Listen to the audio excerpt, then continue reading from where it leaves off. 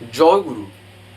আজকের আমরা এই ভিডিওতে যে টপিকটার উপর আলোচনা করতে চলেছি সেটি হলো এমন একটা বিষয় যেটাকে নিয়ে প্রত্যেকটা মানুষই প্রায় প্রায় প্রত্যেকটা মানুষই কিন্তু এটা ভেবে থাকেন। সেটা হলো এই মৃত্যু নিয়ে।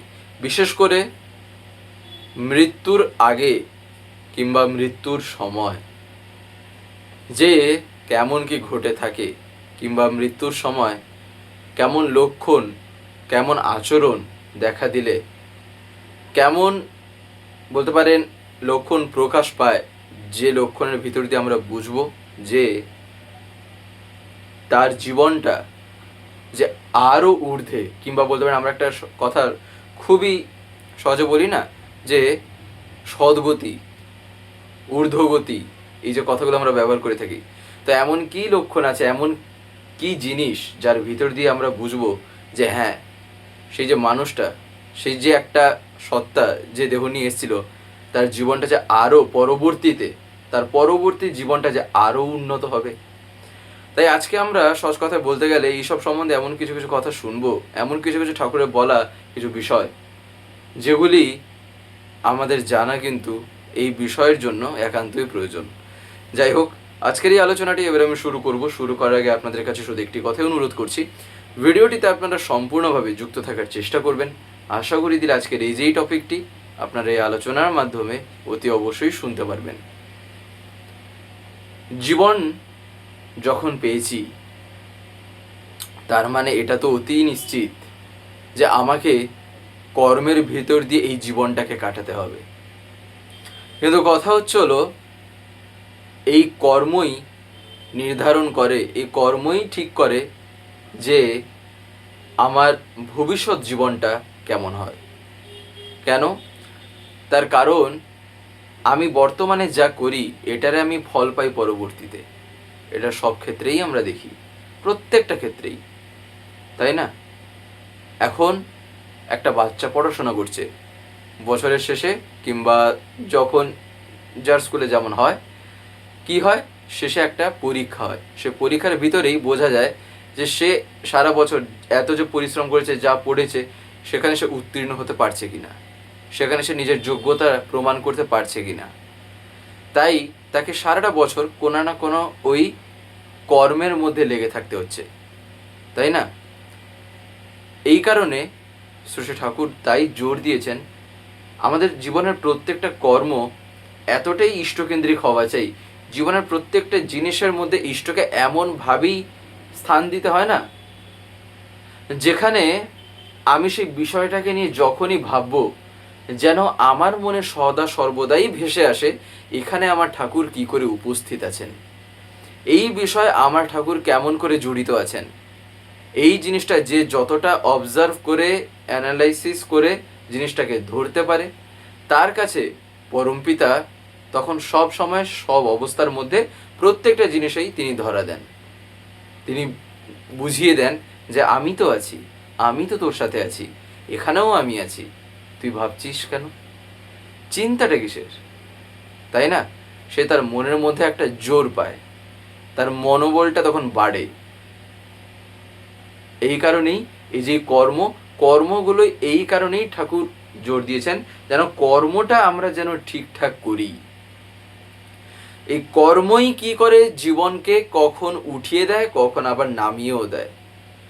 আর এই কারণে এটা এইরকম হয়, ঠিক বলতে পারেন আমরা হসপিটালের মধ্যে যেমন মানুষের হার্ট যখন চলে, আমরা মনিটরে যে ডিসপ্লেটা আসে আমরা কি দেখি, জাস্ট এরকম একটা ওয়েভের মতন যায় না? ঠাকুর বলছেন আমাদের জীবনটা হচ্ছিল সেই রকম একটা তরঙ্গের মতো, যেটাতে আপ ডাউন লেগেই থাকবে, কিন্তু সেই আপ ডাউনের মধ্যেও আমার জীবনটা কিন্তু স্টেবল হয়ে আছে, আমার জীবনটাকে আমি ব্যালেন্স করে রেখেছি। কোথায়? এই কারণে কোথা না কোথাও তো একটা কিছু থাকা চাই যেখানে আমার জীবনটা লেগে থাকবে। এবার সেই লেগে থাকাতে সে উপরে যাক, নিচে যাক, এদিক ওদিক নানান দিকে যাক, সে কিন্তু একটা জিনিসকে কেন্দ্র করে যেহেতু আছে তখন সে ছাড়ে না। এই কারণেই তখন জীবনে আমি যাই করি না কেন, আমার জীবনের প্রত্যেকটা কর্মই তখন কি হয়, সব সময় আমায় তা ভাবতে শেখায় যে এইটা করাটা কতটুকু আমার ইষ্টের কথাটাকে ফুলফিল করে, এইটা যে আমি করতে যাচ্ছি এই করার ভিতর দিয়ে তিনি কতটুকু খুশি হবেন। এই যে কর্মটা আমি যে জিনিসটা করব, যে জিনিসটা আমি করেছি, যে জিনিসটা আমি করছি, তখন কি না মনে হবে এই সবটাই তো আমার যেহেতু ইষ্টকে কেন্দ্র করে, তাই আমি তাকে কষ্ট দিয়ে কোনো কাজ কোনো কিছু আমি করতে যেতে পারবো না, কোনো কিছু আমি করতে পারবো না। এই জিনিসটাই কি করে জীবনের না ম্যাক্সিমাম ক্ষেত্রেই ডিসিশনটাকে কারেক্ট করে দেয়। এটাই তখন ডিসিশন মেকিং হয়ে দাঁড়ায়। এই চিন্তা ভাবনাটাই, এই ভাবনাটাই তখন কি করে আমাকে ঊর্ধ্বমুখী করে রাখে, যার ফলে তখন কি হয় আমার জীবনের প্রত্যেকটা কর্মই এমন কর্ম হয় যা সৎ। প্রত্যেকটার কর্মই তখন সৎ হয়, অর্থাৎ জীবন বৃদ্ধিত কর্ম হয়। যা করলে জীবনটা বৃদ্ধিপ্রাপ্ত হয়, যা করলে জীবনটা বেড়ে ওঠে, আর যা করলে জীবনটা আরও থেকে আরোতরভাবে ঊর্ধ্বগতিতে এগিয়ে যায়, তখন সে সব কিছু হতে থাকে। দেখবেন যেমন একটা ঘটনা, রত্নাকর দস্যুর তার জীবনে যদি আমরা ঘটনা দেখি, দেখবেন তার জীবনে সে একটা সময় যখন যৌবনকাল তার ছিল, যখন পরিবার পরিজনকে প্রতিপালন করার জন্য তার উপর যখন দায়িত্ব পড়ে, কিংবা তাকে যখন বলতে পারেন প্রতিপালন করে নিতে হয় পরিবারের প্রত্যেকে, তখন তার মধ্যে দস্যুবৃত্তি এসে ধরা দেয়। দস্যুবৃত্তি এসে যখন ধরা দেয় তখন কি হয় এমন এমন কর্ম করতে থাকে, তার জীবনটা আরও কি হচ্ছে ক্ষীণ হয়ে যাচ্ছে, জীবনটা আরও কি হচ্ছে ডুবে যাচ্ছে, আরও দুর্দশাগ্রস্ত হচ্ছে। কিন্তু ঠিক সেই সময় তারই মধ্যে তার জীবনে একটা ঘটনা ঘটে যায়। তা কি না, তা হচ্ছে হলো একদিন নারদের সাথে তার দেখা হয়। শ্রী ঠাকুর নিজেই ঘটনাটা একদিন বলছেন, আর এই ঘটনা দেখবেন পরম পূজ্যপাদ শ্রী আচার্যদেব আমাদের প্রায়ই এটা বলেন। এবারে একদিন নারদের সাথে যখন তার দেখা, এবারে নারদ তাকে হরির কথা বলছেন, অর্থাৎ সহজ কথা বলতে গেলে যাজন করছেন। এবারে নারদ এমনভাবে এমন আবেগ নিয়ে এমন আবেগ ভরে তাকে বোঝাচ্ছেন, এমন ইমোশনাল ওয়েতে, খুব ইমোশনালি, যে তার কাজের পরিণতির কথা নারদ তখন বললেন। অর্থাৎ সে যা করছে তার এই দস্যুবৃত্তি, এইটা পরিণতি কি হতে পারে, এইটা পরবর্তীতে তার জীবনটাকে কোথায় নিয়ে যেতে পারে, তার জীবনে কি হবে না হবে, একদম সহজভাবে নারদ তখন তাকে বোঝাচ্ছেন। এবারে তাকে কি বলছেন না, এটাতে তুমি যদি রাজি থাকো তাহলে খুব ভালো, আর যদি না রাজি না থাকো তাহলে তো তোমায় আলাদা কোনো একটা পথ অবলম্বন করতে হবে। নাও চয়েস ইজ ইয়োর্স, তুমি কি করতে চাও। তখন রত্নাকর কি না মনে মনে চিন্তা শুরু করলো। তার মনে এবারে চিন্তা আসলো যে তার এই দস্যুবৃত্তির জন্য যে পাপ হচ্ছে তার ভাগই কেউ নিতে চাইল না, কেউ হতে চাইল না, সেই পাপ কেউ নেবে না, না মা, না বাবা, না স্ত্রী, কেউ না, সবাই তখন অস্বীকার করলো। এবারে এই যে অস্বীকার করা, রত্নাকর মনে মনে এবারে ভাবে যে আমি যে পরিবারের জন্য আমি এত কিছু তাদেরকে প্রতিপালন করতে গিয়ে আমাকে এই সব কাজ করতে হচ্ছে, তারাই আলটিমেটলি কি বলছে না আমার এতে মানে সামিল হবে না, আমার এখানে তারা অংশগ্রহণ করবে না, তারা আমার এই যে কর্মফলটা তারা তা নেবে না, এটা আমাকেই ভুগতে হবে। আচ্ছা মুশকিল, তাই না? খাটছি ওদের জন্য, অথচ ফল নেওয়ার সময়, জীবনে ভোগার সময় তখন চিনি না জানি না তুমি কে, এরকম অবস্থা। মনে মনে অনুতপ্ত হতে শুরু করে। অনুতাপ এমন পর্যায়ে পৌঁছায় একদম ভিতরে পুরো জ্বলছে, তার অন্তর পুরো তখন জ্বলছে যে আমি এতদিন কি করছিলাম, এতদিন আমি কি করেছি, আমার এই দস্যুবৃত্তি আমায় কোথায় নিয়ে গেছে, কোথায় কি আমায় যে না করিয়েছে তার কোনো যে ঠিক ঠিকানা নেই। তার মনের যখন পরিবর্তন হয়, যখন সে অনুতপ্ত হয়, তখন সে রত্নাকর দস্যু কি করে না, রত্নাকরের আগ্রহে তখন নারদ তাকে রাম মন্ত্রে দীক্ষিত করেন, তাকে রাম মন্ত্রটা তখন শুনিয়ে দেন। এবারে শোনানোর পরেও কি হয় না, তার জীবনে এতই পাপ আছে যে সেই পাপ হেতু রাম নাম উচ্চারণ আর সে করতে পারলো না, মানে উচ্চারণই তার দ্বারা হচ্ছে না মুখে রাম বলে। তাই সে কি করবে, তার জীবনটা তাহলে পাল্টাবেটা কি করে, সে তখন তা বুঝে উঠে পারছে না যে এবারে কি হবে না হবে। তখন একটা তার মাথায় ইয়ে হয়, বুদ্ধি একটা ক্লিক করে। তা কি না, রাম নাম তো নিতে পারছি না, একটা কাজ করি, শব্দটাকে উল্টো বলি, উল্টো বলতে বলতে উচ্চারণ করি। তখন রাম নাম তখন উল্টিয়ে দিয়ে মরা মরা মরা মরা মরা বলতে থাকে। যার ফলে কি হয়, মরা মরা মরা যে বলছে, কিন্তু আলটিমেটলি যদি আমরা একটু শোনায়, আমরা যে কথাটা যে শুনছি শব্দটা দেখবেন একটা যে লুপের মতন যাচ্ছে, রামটা এমনি সে শব্দের মধ্যে যখন চলে আসছে, এই রাম শব্দটা মরা মরা মরা মরা মরা, তাই না?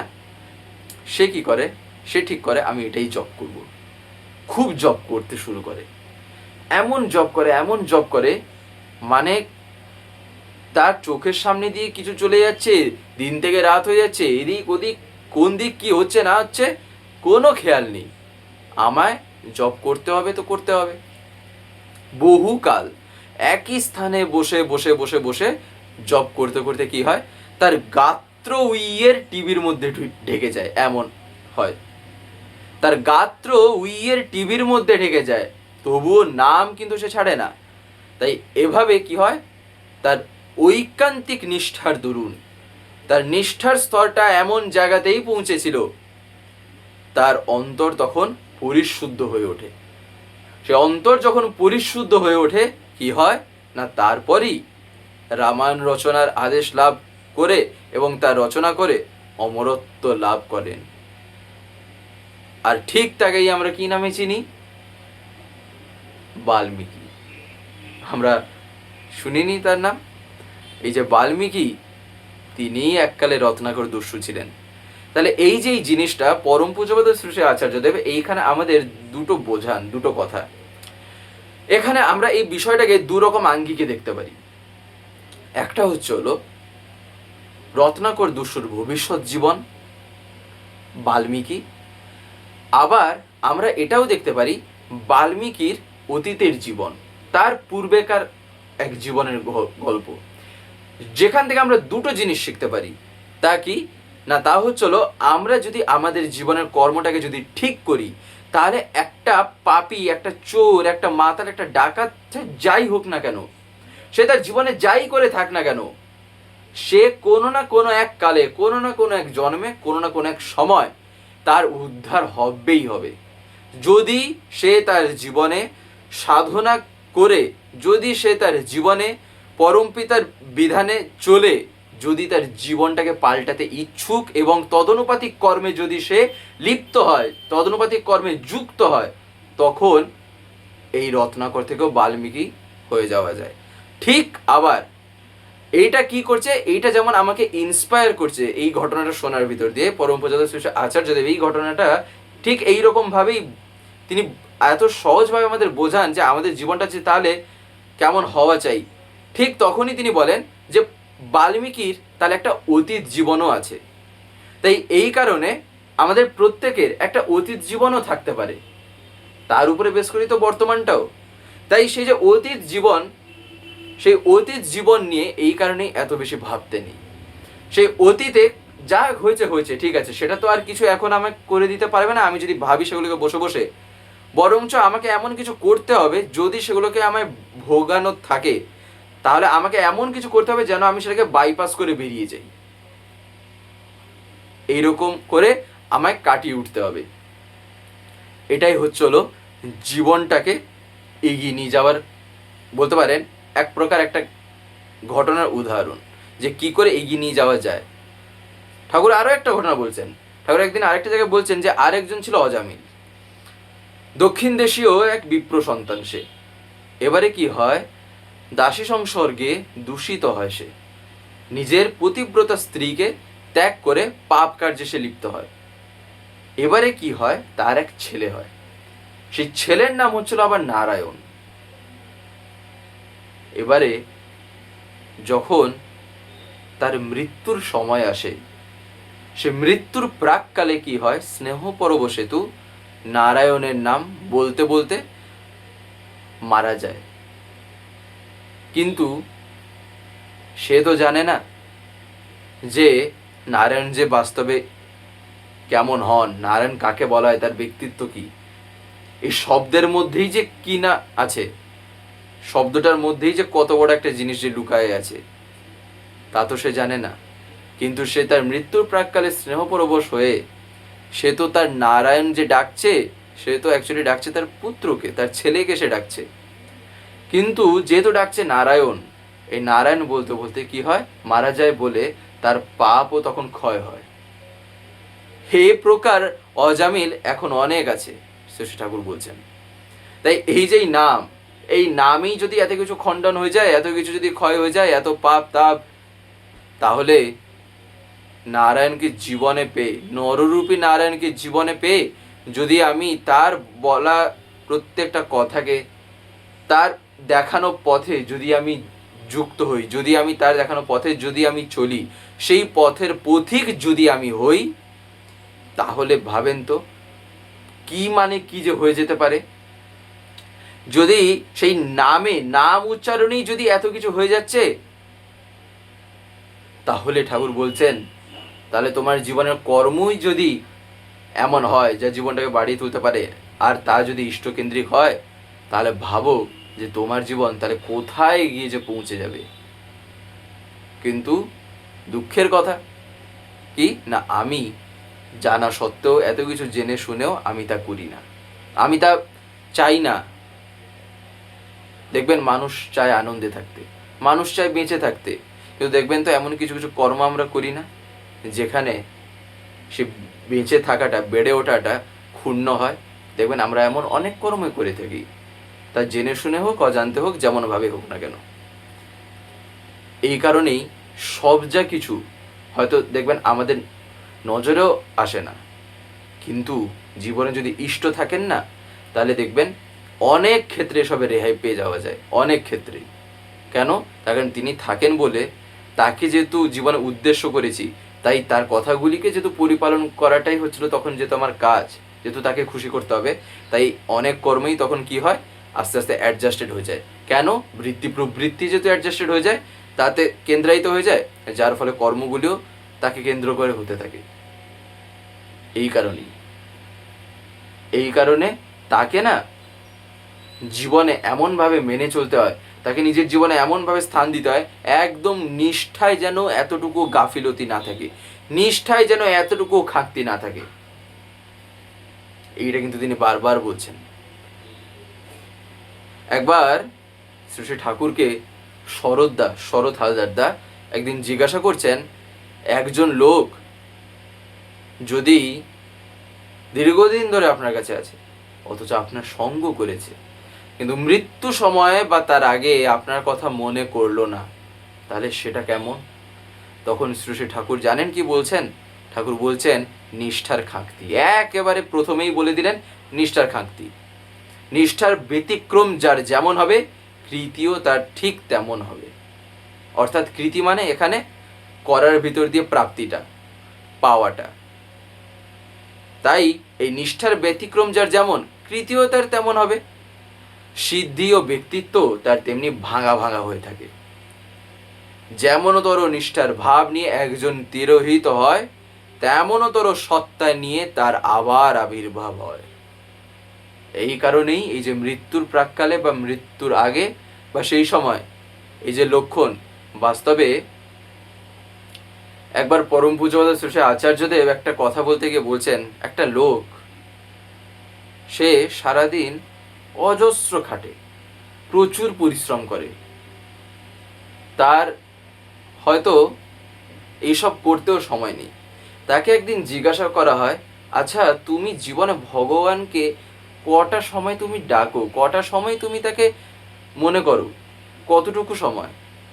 সে তখন বলে, আমার দিনই শুরু হয় হরি হরি বলে, আর আমি রাতে ঘুমাতেও যাই হরি হরি বলে। তাই আমার দিনের শুরু থেকে শেষ পর্যন্তই হরি আমার সাথে থাকেন। শুরুতেই তাকে স্মরণ করি, রাত্রে ঘুমাতেও যাচ্ছি তখনও তাকে স্মরণ করি, যার ফলে সারা দিনই তিনি আমার এমনি স্মরণে মননে থাকেন। তাই না? এটাই হচ্ছিল নিষ্ঠা। সে কি করছে, সে তার কথার ভিতর দিয়ে বুঝিয়ে দিল, আমি শুধু ফিজিক্যালি, আমি শুধু মৌখিকভাবে যে বলছি তা না, তিনি আমার মধ্যে জীবন্ত হয়েই আছেন, যার ফলে আমার একটি এমন হয়ে উঠছে যেখানে দিন থেকে রাত, আবার রাত থেকে দিন, তিনি প্রতি মুহূর্তে সদা সর্বদাই সর্বক্ষণ তিনি আমার সাথে দয়া করে আছেন, তিনি দয়া করে আমার সাথে আছেন। যার ফলে এই যে ঠিক যেমন এই মৃত্যুর সময়ও যে তার কথা চিন্তা করা, তাকে ভাবা। ঠাকুর জানেন একদিন কি বলছেন, মৃত্যুর সময় যাদের এইরকম হয় না, যারা মৃত্যুর সময় এইরকম আচরণ করে থাকেন, এইরকম লক্ষণ যাদের দেখা যায়, তাদের জীবন, তাদের পরবর্তী জীবন অত্যন্ত আরও থেকে আরও তরভাবে উন্নত হয়। তার কারণ তারা যে ভাব নিয়ে গত হয়েছেন এই জীবনে, তারা সেই ভাবটাকে বজায় রেখেই আবার তার পরবর্তীতে আসেন।